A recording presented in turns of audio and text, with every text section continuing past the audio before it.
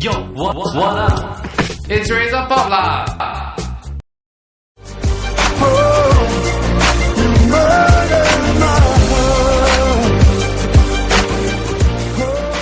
Anyone who grew up in the 90s would be familiar with singer Michael Bolton. The 57-year-old is best known for his pop ballads How Am I Supposed to Live Without You and Time, Love and Tenderness. The singer first had a record deal when he was only 16, and even though the height of his career was during the late 80s and early 90s, he shows no signs of slowing down. Michael is in Singapore for a concert at Suntec City on the 15th of May, and he took time out to talk to Razor TV about Singapore, the hardships of his career, and co-writing his new single Murder My Heart with one of his biggest fans, Lady Gaga. Murder My Heart with Lady Gaga. In the interview you said that she's a very visual artist when you first met her. Like she thinks about the colours and stage and stuff like that. Yes. What was it like when you first met her? I first met her. Do you think she's going to be larger than life?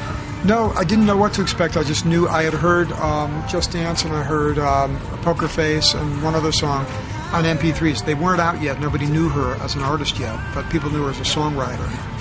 And I went in there, just tapped on, clicked on. Whoa. And I called the record company. I said, does she write the lyrics to these songs? They said she writes everything. She writes lyrics, melodies, plays piano, sings her butt off like live right in front of you. And I said, when do I do this? And they said, tonight, 8 o'clock. And I drove up to the studio, and she was dressed in a kind of, not provocative like her videos, but dressed like she was wearing something she designed herself that I've never seen anybody else wearing. And she's very cute and very, very feisty, a lot of energy. And after about 15 minutes, I realized that she has the energy it takes to be a star. And she felt like a star about to happen. And we really hit it off.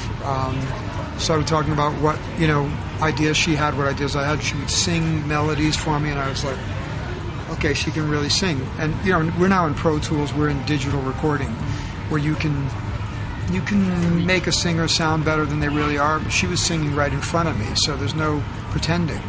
And so I had a lot of respect for her. And then we wrote till 6:30 in the morning, and I had a lot of respect for her work ethic. The next day we did the same thing, 8 o'clock at night, but this time we stopped at about 4, which I was glad for.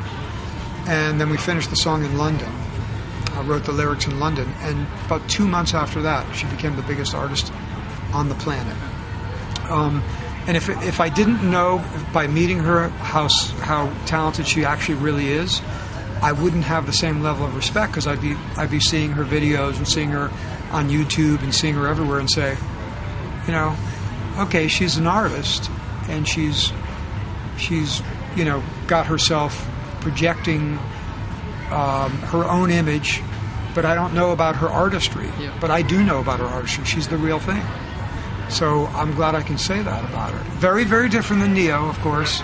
But she's like a young Madonna who is now pushing the envelope, scaring some people from showing her videos on certain channels. Stay tuned to the rest of the show as Michael Bolton talks about life as a struggling artist and how he dealt with negativity in his early career.